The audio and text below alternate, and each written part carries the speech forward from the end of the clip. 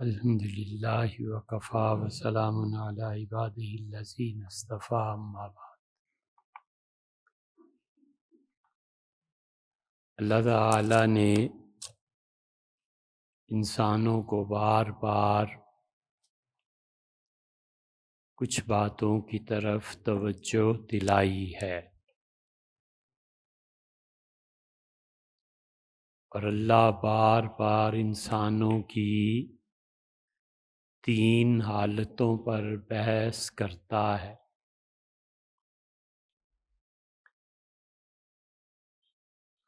ہر جگہ جو بڑی صورتیں ہیں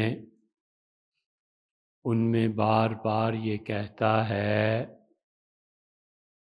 کہ جو بات تم کرتے ہو اللہ اس کو سنتا ہے۔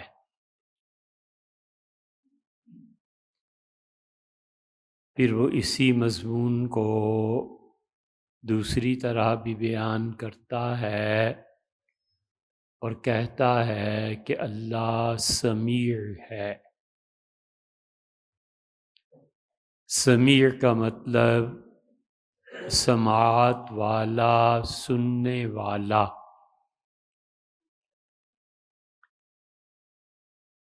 پھر وہ کہتا ہے کہ ما یلفظ من قول، انسان ایک جملہ بھی اپنی زبان سے ایسا نہیں نکالتا الا لدیہ رقیب، ہم نے پکا باندھ دیا ہے انسان کے ساتھ جو اس کے جملے کو لکھیں، اور جو کچھ ہمارے فرشتے لکھتے ہیں وہ ہمیں بتاتے ہیں، اور اللہ کو براہ راست بھی علم ہے۔ پھر ایک جگہ اللہ فرماتے ہیں کہ انسان اگر یہ سمجھتا ہے کہ کوئی اس کا نگران نہیں ہے تو افحسبتم انما خلقناکم عبثا، تم یہ گمان کرتے ہو کہ ہم نے تمہیں فضول اور بیکار دنیا میں بھیج دیا ہے، وَأَنَّكُمْ إِلَيْنَا لَا تُرْجَعُونَ، اور تم مرنے کے پیچھے پھر ہمارے پاس نہیں آؤ گے۔ فَتَعَالَى اللَّهُ الْمَلِكُ الْحَقُّ، سو وہ سچا بادشاہ، بہت بلند ذات ہے اس کی۔ پھر اللہ تعالیٰ کہتے ہیں کہ لوگوں، جو بھی اچھا جملہ تم کہتے ہو اس اچھے جملے میں اتنی طاقت ہوتی ہے کہ وہ اڑتا ہے اور ہمارے تک پہنچتا ہے، عرش تک۔ اس لیے انسان جو بات کہے وہ جملہ ایک صورت اختیار کرے، مثلاً وہ ایک چھوٹا سا بچہ بن جائے۔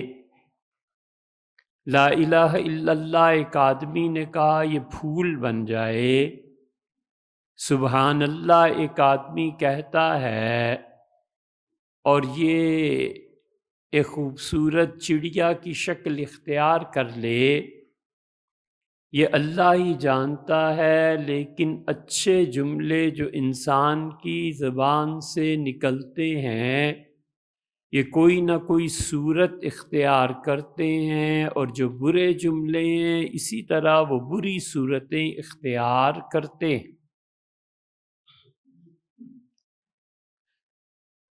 حضور اقدس صلی اللہ علیہ وسلم نے فرمایا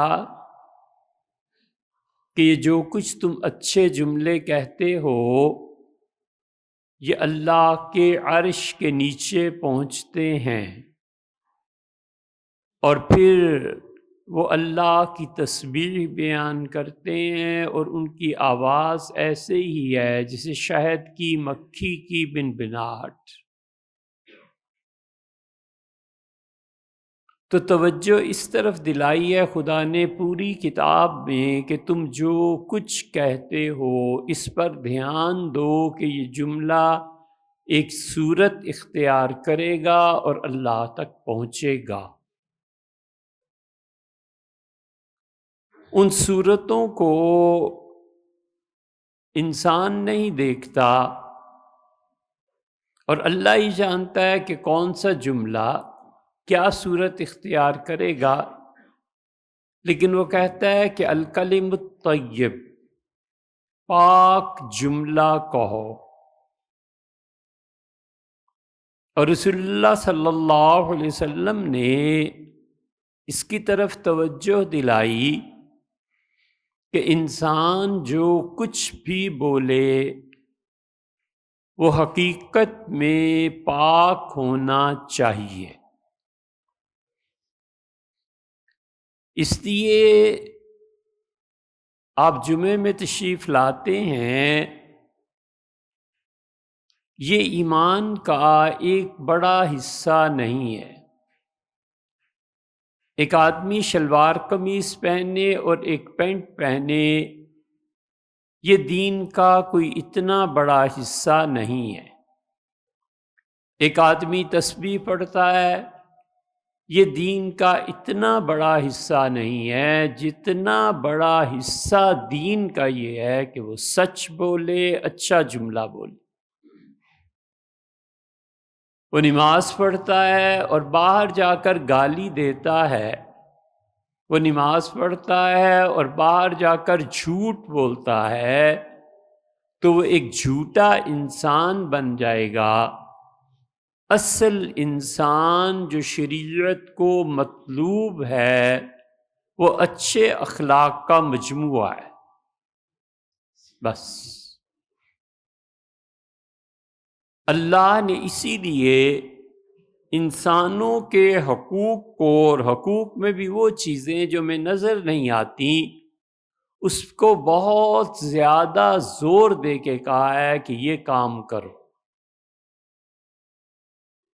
انسان عمل کرے اور اس کا نتیجہ نہ نکلے تو کون احمق اور بے وقوف پھر وہ عمل کرے گا؟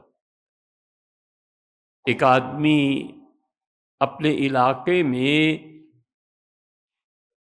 بیج بوتا ہے زعفران کے یا پودے لگاتا ہے، اور لوگ کہتے ہیں کہ ہمارے علاقے میں زعفران نہیں ہوتا۔ اب وہ 10 سال محنت کرتا رہے، نہیں ہوتا۔ وہ ایگریکلچر آفس میں وہ کہتے ہیں جی یہاں کا ٹیمپریچر ہی اس کے مناسب نہیں ہوتا، تو آپ جو مرضی کریں 100 سال بھی تو اس محنت کا نتیجہ زعفران نہیں نکلے گا۔ شریعت نے جتنے اعمال سکھائے ہیں وہ کہتا ہے، شریعت کہتی ہے، اللہ کہتا ہے کہ ان اعمال کے نتائج ہونے چاہیے۔ اگر نتیجہ اس کا نہیں نکلتا تو تمہیں پھر اپنے عمل پر غور کرنا ہے، ان چیزوں پر غور کرنا ہے جو چیزیں اس زعفران کے پودے کو نہیں اگاتی۔ پانی خراب ہے، ہوا خراب ہے، ٹیمپریچر کا مسئلہ ہے، جس عمل کا نتیجہ نہیں نکلتا مت وقت ضائع کرو، کچھ اور سوچو۔ روزے رکھنے ہیں، ان روزوں کا لازمی نتیجہ نکلنا چاہیے کہ صبر کروں۔ طبیعت میں صبر نہ پیدا ہو اور وہ بے صبری کے مظاہرے میں لوگوں کے حقوق کو ضائع کر دے، تو اسے سوچنا چاہیے کہ میرے روزوں میں کمی ہے، یا روزہ میں نے جو رکھا ہے وہ روزہ ہی نہیں ہے۔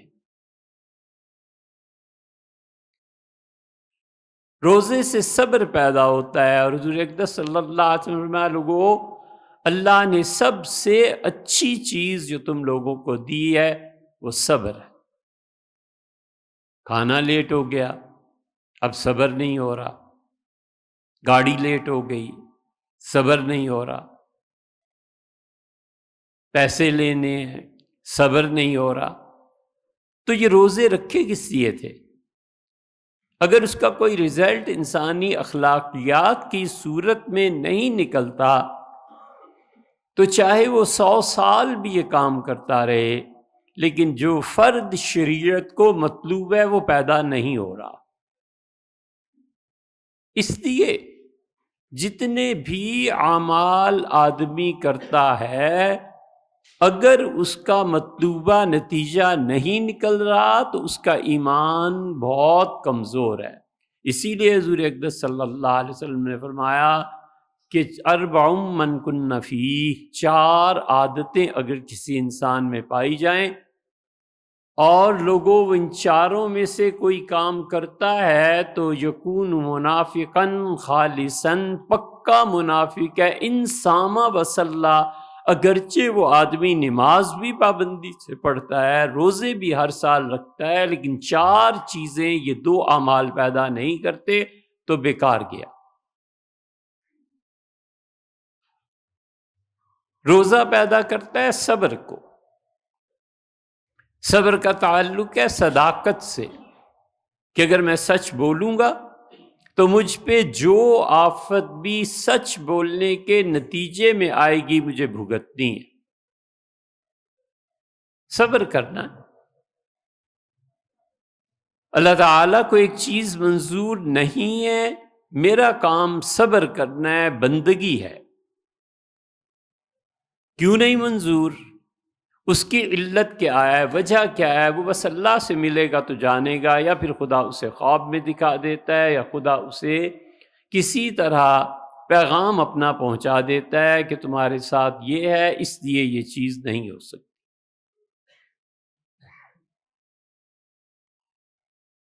اس لیے رسول اللہ صلی اللہ علیہ وسلم نے عبادت کے مطلوبہ نتائج بتائے کہ روزہ اگر رکھتا ہے تو سچ بھی بولنا ہے، سچ بولے گا تو اکیلا رہ جائے گا، جب اکیلا رہ جائے گا تو تنہائی کی زندگی برداشت کرنی ہے، اور تنہائی اللہ کے بہت بڑے انعامات میں سے ہے۔ اگر کوئی آدمی اس کو پاک رکھ سکے تو تنہائی خدا کا بہت بڑا انعام۔ اپنی شخصیت کا جائزہ لینے کے لیے، اچھی باتیں سوچنے کے لیے، چیزوں کی گہرائی ناپنے کے لیے، اور اس لیے کہ اس کی زندگی کی روش لوگوں کو سایہ فراہم کرے، اور اس لیے کہ وہ اللہ کی کل مخلوق کے لیے راحت کا سبب بنے۔ ہے تو بالکل صحیح بات، کوئی یہ بھی کہہ سکتا ہے کہ اس پہ پاگل پن تھا، لیکن ایک آدمی نفحات الانس میں لکھا ہے کہ بغداد سے چلا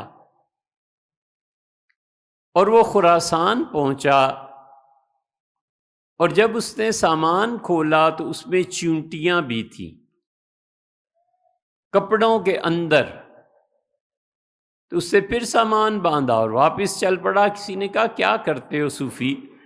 اس نے کہا شرم آتی ہے کہ میں نے جب کپڑے وہاں رکھے تو جھاڑے نہیں تھے، چونٹیوں کو وہاں سے یہاں اٹھا لایا ہوں، ان کا بھی دل پریشان ہوتا ہوگا کہ ہماری بہنیں، ہماری سہیلیاں کہاں گئی، تو جا رہا ہوں تاکہ وہاں جھاڑ کے کپڑے باندھ کے لاؤ۔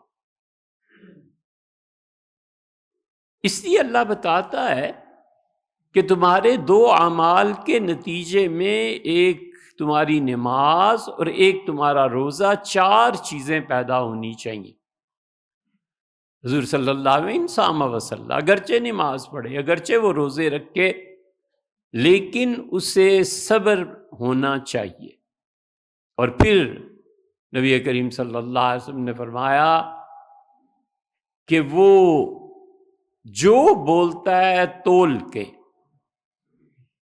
ایک ایک لفظ وہ سوچ کے بولتا ہے. یہ انسانی زبان سے نکلنے والے جتنے جملے ہوتے ہیں، شریعت کہتی ہے اسی کسی نہ کسی ٹھکانے پر لگاؤ، اس پہ کوئی حکم لگاؤ. گالی دی ہے، کیوں دی ہے؟ واقعی گالی دینی چاہیے تھی اسے، شریعت کہتی ہے بہت اچھا کیا ہے، ثواب کی بات. لعنت بھیجی ہے، بالکل ٹھیک کیا ہے، ظالموں پہ لعنت پڑنی چاہیے. شریعت کہتی ہے تم نے ایک اچھا جملہ کہا ہے، کسی کی نیکی کی قدر کی ہے. حضور صلی اللہ علیہ وسلم سے پوچھا گیا کہ اللہ کے رسول، لوگ ہماری کسی نیکی کا ذکر کرتے ہیں اور ہماری تعریف کرتے ہیں تو کیا یہ اچھی چیز ہوتی ہے؟ تو آپ نے فرمایا یہ پہلی بشارت ہے اس نیکی کی قبولیت کی جو تم نے کی ہے، اور اللہ نے اپنی مخلوق کی زبان پر تم تک پہنچا دی. اس لیے ایک لفظ زبان سے نکلا ہوا، سیدنا علی رضی اللہ عنہ بھی فرماتے تھے، اور وہ تو خود رسول اللہ صلی اللہ علیہ وسلم نے فرمایا کہ تمہارا ایک جملہ تمہیں اللہ کے اتنا قریب کر دیتا ہے کہ اللہ خوش ہوتا ہے اور کہتا ہے میرے بندے کی اس بات کو لکھو جو اس سے کتنی اچھی کہی، اور ہم اس سے جب ملیں گے تو یہ جملہ اس کے سامنے رکھیں گے کہ تو نے یہ بات کہی تھی، ہم اتنے خوش ہو گئے. اور آپ نے فرمایا انسان کا ایک جملہ اس کی زندگی تباہ کرنے کے لیے کافی ہوتا ہے. اللہ اسے رکھے گا اور کہے گا یہ جملہ تھا جو تم نے کہا تھا اور ہمیں سخت ناگوار گزرا. اس لیے یہ جتنی اخلاقی نیکیاں اور گناہ ہیں وہ جسمانی عبادت سے کہیں زیادہ آگے بڑھے ہوئے. ہمیں اتنا ڈر شراب پینے سے نہیں لگتا جتنا ڈر اس سے آتا ہے، خوف اس سے آتا ہے کہ ہم کسی کی غیبت کرتے. وہ اللہ کا حق ہے، وہ جو کچھ بھی کرتا ہے اللہ جانے اور وہ جانے، لیکن غیبتوں میں انسانوں کے حقوق ضائع ہوتے ہیں، فتنے پھیلتے ہیں، فساد پھیلتے ہیں. عبداللہ ابن عمر رضی اللہ عنہ کہتے تھے کہ حضور اقدس صلی اللہ علیہ وسلم نے ہمیں یہ سکھایا، اور ابن عمر رضی اللہ عنہ نے دونوں ہاتھ دونوں کانوں پہ رکھے اور ان کا اللہ فسمتا، اگر میں نے نہ سنا ہو تو خدا کرے میرے کان بہرے ہو جائیں. 7 مرتبہ انہوں نے یہ جملہ کہا، انہوں نے کہا ہم نے حضرت سے سنا ہے، میں نے نہ سنا ہو تو میرے کان بہرے، میرے کان بہرے، میں بالکل بہرا ہو جاؤں. اور پھر فرمایا رسول اللہ صلی اللہ علیہ وسلم سے کہا تھا کہ ایک آدمی برے کردار کا، اور وہ رات کو اپنے شہر میں نکلا اور اسے کوئی مل گئی، تو جب وہ ایسی حرکت کرنے لگا تو اس نے غور سے اس کے چہرے کو دیکھا تو اس کی آنکھوں سے آنسو گرے، تو وہ ہٹ گیا. اس نے کہا میرے لیے ایسی چیزیں بہت ہیں، تم رو کیوں رہی ہو؟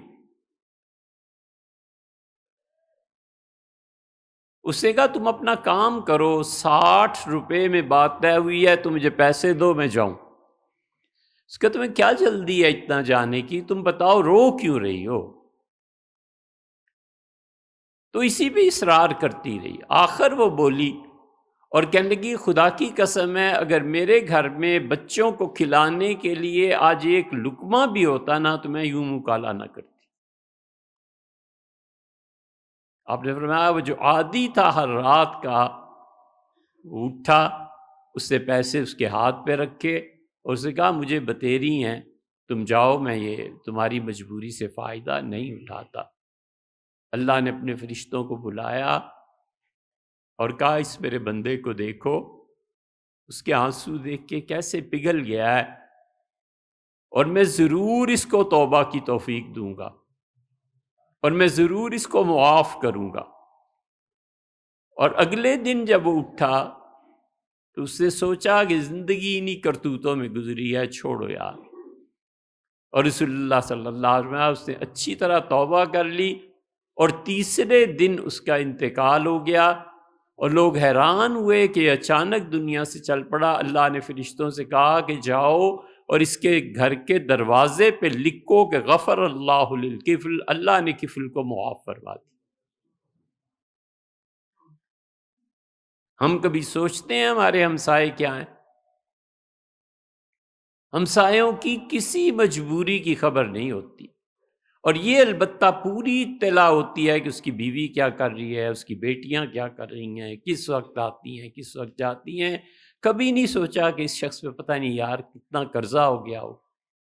اسی لیے حضور صلی اللہ علیہ وسلم نے فرمایا کیا تم میں سے اتنا بھی نہیں ہو سکتا کہ جس کو اللہ نے 2 سواریاں دی ہیں وہ ایک سواری کچھ عرصے کے لیے اپنے پڑوسی کو دے دے، اور جس کو اللہ نے اتنے کھجوروں کے درخت دیے ہیں وہ 2-4 درخت کھجوروں کے اپنے پڑوسی کو دے دے، اور کہ اتنی مدت تک آپ رکھ لیں، فائدہ اٹھائیں، جب یہ آپ کی مجبوری ختم ہو جائے تو مجھے واپس دے۔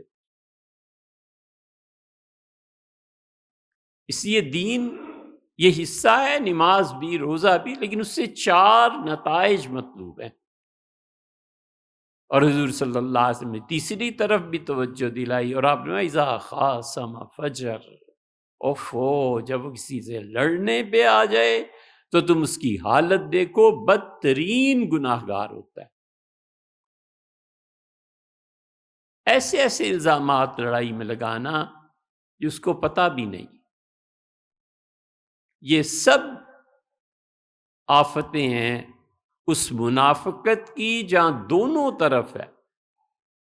یہ منافق کا لفظ اصل میں بنا ہے نفقہ، نفق عربی میں کہتے ہیں سرنگ کو۔ سرنگ کے 2 منہ ہوتے ہیں نا، ایک اس طرف کو اور ایک آگے، ایگزٹ جو ہوتا ہے اس کا، تو وہ درپردہ کفر اور گناہ اس سے بھی تعلق رکھتا ہے، اور نیکی کی طرف بھی، دونوں منہ اس کی ادھر بھی ادھر بھی۔ غصہ آ جائے، لڑائی ہو جائے تو پکا منافق، اور نماز پڑھتا ہے اور روتا ہے، خدا سے توبہ، خدا سے معافی۔ اسی لیے رسول اللہ صلی اللہ علیہ وسلم نے توجہ دلائی کہ قیامت میں تم آؤ گے اور پہاڑوں جتنی نیکیاں ہوں گی، اور دیکھنے والے رش کریں گے کہ اتنی نیکیاں، اتنے اچھا آدمی، اور اللہ اسے بلائیں گے اور کہیں گے کہ لطمہ ھذا، تم نے اس کو تھپڑ کیوں مارا تھا؟ کاٹو اس کی نیکیاں اور اس گناہگار کو دو جس نے تھپڑ کھایا تھا۔ شتمہ ھذا، تم نے اسے گالی کیوں دی تھی؟ وَأَخَذَ مَالَ ھذا، اور یہ بھی ایک کھڑا ہے، اس کا مال تم ہڑپ کر گئے تھے۔ کاٹو بھی اس کی نیکیاں، اور نیکیاں ہی ختم ہو جائیں گی، حتیٰ کہ وہ جو لوگ باقی رہ جائیں گے خدا کہے گا اپنے گناہ اس پہ لا دو، تم پہ ظلم ہوا تھا، تم اپنے گناہ آج اس کو دے دو۔ اور طرح فی النار، اتنے ہی پہاڑ گناہوں کے لے کے جہنم میں جھونک دیا جائے گا۔ اس لیے یہ روزہ اور نماز، حضور صلی اللہ علیہ وسلم فرماتے ہیں اس کا نتیجہ نکلنا چاہیے کہ تم سچے آدمی بن جاؤ، اس کا نتیجہ یہ نکلنا چاہیے کہ تم صبر کرنے والے بن جاؤ، اس کا نتیجہ یہ نکلنا چاہیے کہ لڑائی غصے میں اپنے آپ کو قابو میں رکھو۔ اور چوتھی بات بھی فرمایا کہ دیکھو لوگو، اس نماز اور روزے دونوں عبادتوں کا نتیجہ یہ نکلنا چاہیے کہ تم وعدہ کرو اور پورا کرو، بس سیدھی سی بات کی۔ اس لیے وعدہ کرے ہی نہ، اور بدترین وعدہ اس شخص کا ہے جو اللہ سے وعدہ کرتا ہے، گناہ ہے، ندامت ہے، پھر جذبات میں آ جاتا ہے، پھر کہتا ہے اللہ تیری قسم ہے جو آئندہ میں یہ حرکت کروں، خدایا اس مرتبہ معاف کر دے، اللہ میں وعدہ کرتا ہوں یہ کام آئندہ۔ قطعاً ایسے نہیں کہنا چاہیے، اگر کہا ہے تو اللہ سے معافی مانگنی چاہیے، کبھی بھی ایسا جملہ نہیں کہنا چاہیے، کیونکہ اللہ قرآن کریم میں کہتا ہے کہ لوگوں نے جو مجھ سے وعدے کیے تھے جب وہ وعدے کو پورا نہیں کرتے تو فَأَعْقَبَهُمْ نِفَاقًا، میں ان کے دلوں میں منافقت کا مرض ڈال دیتا ہوں، دل منافق ہو جاتا ہے۔ بھئی تم یہ کو، اسی لیے رسول اللہ صلی اللہ علیہ وسلم بیعت فرماتے تھے تو فرماتے وعدہ کرو نماز پڑھو گی، روزہ رکھو گی، یہ خواتین سے، مردوں سے بھی، اور آخر پر فرماتے تھے مستطاعتم، اے اللہ میں یہ سب کروں گی جتنا میرے بس میں ہے، بس یہ نہیں ہے کہ پکا وعدہ، اللہ جتنے میرے اختیار میں میں اتنا کروں۔ اس لیے جو لوگ اللہ سے وعدہ کرتے ہیں نا، جب وہ توڑتے ہیں تو وہ پھر اللہ کہتا ہے فَعَاقَبَهُمْ نِفَاقًا، میں ان کے دلوں میں منافقت پیدا کر دیتا ہوں۔ اللہ سے وعدہ کیا تھا نا کہ اگر آپ ایک الگ ملک دے دیں، ایک جگہ دے دیں تو ہم وہاں انصاف اور یہ اور یہ اور یہ کریں گے، نہیں کیا نا، اس کی سزا یہ ہے کہ کروڑوں لوگوں کے دلوں میں منافقت خدا نے ڈال دی کہ تم جیو بھی منافقت کے ساتھ، تم مرو بھی منافقت پہ۔ اسی لیے منافق جب قبر میں جائے گا اور اس سے پوچھا جائے گا کہ اللہ کے بارے میں کیا کہتے ہو، تو وہ کہے گا ہاں ہاں لا ادری، مجھے نہیں پتا اللہ کون ہے، بس اقول، میں وہی کہتا رہا جو لوگوں سے سنا۔ اسے کیا پتا وہ کس ذات سے وعدہ کر رہا ہے، اسے اس کی عظمت کا کیا پتا کہ وہ شہنشاہ ہے۔ اس لیے روزہ صبر پہ، نماز کیا چیز پیدا کرتی ہے؟ اللہ خود کہتا ہے نماز کے متعلق کہ تنہا عن الفحشاء والمنکر، لوگو تمہاری نماز تمہیں فحاشی کے کاموں سے روکتی ہے، اور وہ کام جن پہ نکیر ہوتی ہے، یعنی جو کام مفاد عامہ کے پبلک رائٹس جو ہیں وہ متاثر ہوتے ہیں، نماز تمہیں اس سے منع کرتی ہے۔ اب نماز بھی پڑھ رہا ہے، گاڑی ایسے پارک کر رہا ہے کہ یا اللہ مصیبت بن گئی، نماز بھی پڑھتا ہے اور روزے بھی رکھتا ہے، اور بجائے اس کے کہ وہ اپنی گاڑی پارک کر کے 2 دکانوں پہ قیمت پوچھے، وہ ایسا نواب ہے کہ آہستہ آہستہ گاڑی بھی چل رہی ہے، دکانوں سے قیمتیں بھی پوچھی جا رہی ہیں، اور پیچھے 50 گاڑیاں رکی ہوئی ہیں۔ اس کی نماز آخر ہے کیا؟ اس کی نماز ٹکریں مارنا سکھاتی ہے؟ کیا ہے نماز؟ جس نماز کا نتیجہ فحاشی سے رکنا اور لوگوں کے حقوق کو ضائع نہ کرنا ہونا چاہیے، یہ نتیجہ نہیں نکل رہا، تو اس نماز کو کیا آخر مصیبت ہے؟ اس نماز کے لیے حالات سازگار نہیں ہیں، بیج اس کا اچھا نہیں ہے، ٹیمپریچر اچھا نہیں ہے۔ مشکل کیا ہے کہ یہ نماز اس کو نہ بے حیائی سے روک سکی اور نہ یہ نماز لوگوں کے حقوق کو ضائع کرنے سے روک سکی، تو یہ ٹکریں مارتا رہا، کیا کرتا رہا؟ اس لیے اچھی طرح جاننا چاہیے کہ اللہ کے ہاں مومن جو مطلوب ہے وہ ایک اچھا انسان ہے، وہ ایک ہی سکے کے 2 رخ ہیں، اچھا انسان ہے یا مسلمان ہے، وہ ایک ہی سکے کے 2 رخ ہیں، ان میں کوئی فرق نہیں آتا۔ اس لیے اخلاقی طور پر جب تک انسان نہ بنے، یہ ظاہر کے اعمال اسے اللہ کے ہاں پھنسا بھی سکتے ہیں اور موجب عذاب بھی ہو سکتے ہیں کہ تم یہ جو کچھ کرتے رہے ہو، آخر اس میں نقص کیا تھا کہ تم ایسے نہیں نکلے۔